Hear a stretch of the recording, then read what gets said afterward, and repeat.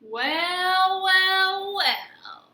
This week, we're going to learn about pedigrees. Wait, not those pedigrees. These pedigrees.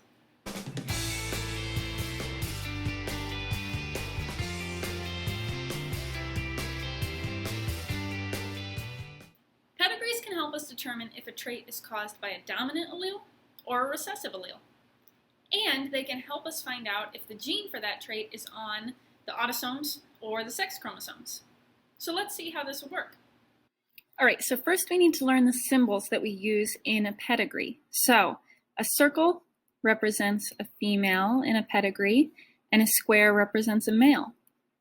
Now, if the circle or the square is shaded in, then that means they're affected with the trait, whatever trait we're looking at in this pedigree. Now, this line between these two represents that they had offspring. And so then this line going down is called the line of descent. It's showing, okay, we're moving into the next generation. And so our generations, we number generally. And so I would put a Roman numeral 1 over here to represent that this is the first generation in this pedigree. And then a 2 over here to represent this is the second generation. And then this line here shows that these are siblings, okay? So those are the main symbols that we use in a pedigree. So I find pedigrees really fun because they're kind of like little logic puzzles. So in this one, we are looking at 3 generations, okay? And it tells us that this trait is autosomal dominant. Now, what does that mean? Autosomal means it's on the autosomes, so not on the X or Y chromosome, okay? Dominant means that whatever trait we're looking at in here is caused by a dominant allele, okay? Oops, dominant allele. Now, there are some clues in here that could tell us that this is autosomal dominant if we didn't know that.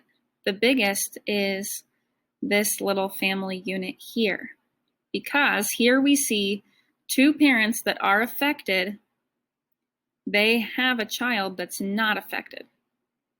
So think about if this was a recessive trait, for these parents to be affected, they would have to have 2 recessive alleles, each of them. So would they be able to have a kid without the trait? No, because all their kids would have to have 2 recessive alleles. So this can't be a recessive trait. It has to be dominant because these parents could be heterozygous. They still have the trait because it's caused by a dominant allele, but each of them could pass on the recessive allele and have a kid without the trait. So that's the biggest clue that this is dominant, caused by a dominant allele. Now, here we have one that's autosomal recessive. So autosomal means it's not on the sex chromosomes. Recessive, it's caused by a recessive allele. Now, what are the clues in here that tell us this? Well, as I look through here, I can see a big clue in this family unit here, because we have 2 parents that are unaffected, right? They're not shaded in, and they have an affected child, okay? So if this was dominant, that wouldn't be able to happen, because if these were unaffected, they would both have to have both recessive alleles if this was dominant. And then they could only have kids like that. But these 2 unaffected parents have a kid with the trait. So since this is a recessive trait, their genotype would look like this. That means both of these parents must have been heterozygous to be able to have a kid with this recessive trait. All right, so now we have one that's X-linked recessive. So remember, X-linked, it's on the X chromosome, and recessive, it's caused by a recessive allele. Now, we have a clue in here that tells us that it's recessive, which is the same as on the last one. We have two parents that are unaffected, and they have a child that is affected with the trait. So that's how we know it must be recessive. But how can we tell that it's on the X chromosome? Well, this little line through these generations can help us see that, because here we have a female that is affected. So let's say this was color blindness, okay? So she's affected with color blindness. So we'll give her two recessive alleles. This male is not, so he would have a dominant allele. And then if you look at their kids, only the males are affected.